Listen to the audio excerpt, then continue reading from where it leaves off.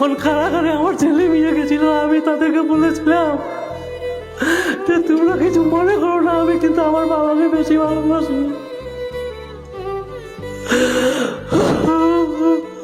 পৃথিবীর সবকিছু এখন আমাকে এনে দিল, আমার বুকটা পূরণ হবে না। আমি সত্যি আমার বাবাকে খুবই ভালোবাসতাম। হে আল্লাহ পাক, হে মাবুদ, আপনারা জানেন দীর্ঘদিন তিনি অসুস্থ ছিলেন। সে অসুস্থতা সত্ত্বেও উনি কারাগারে ছিলেন।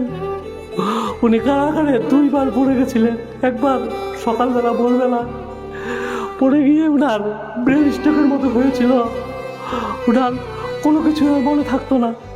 পরবর্তীতে উনার আরেকবার যখন পড়ে গেলেন দুপুর 1:30টার সময়, আমি তখন নামাজ পড়ছিলাম, তখন পাটা উপরে আরেকবার ভেঙে গেল।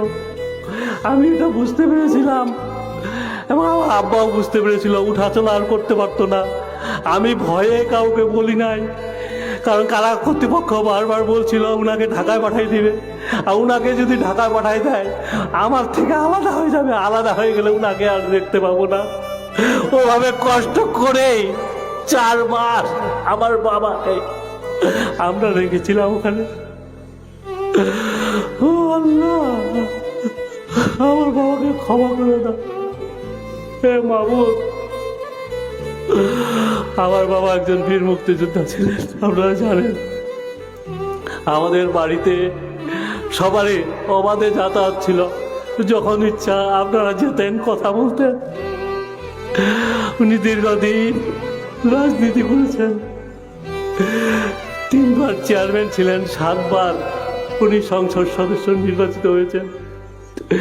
অনেকের সাথে ওনার দেখা সাক্ষাৎ হয়েছে, কথা হয়েছে। অনেকের কাজকর্ম হয়তো করে দিতে পারেন নাই। আর মানুষ মাত্রই আমরা জানি যে ভুল, আমরা ভুল ত্রুটির মধ্যেই মানুষ। এই ভুল ত্রুটি নিয়ে আমাদের চলতে হয়। এই ভুল ত্রুটি যদি আমার বাবা করে থাকে, অথবা কারো মনে যদি কোনো কষ্ট দিয়ে থাকে, আমি সবিনয়ে অনুরোধ করছি আপনারা ওনাকে ক্ষমা করে দিবেন।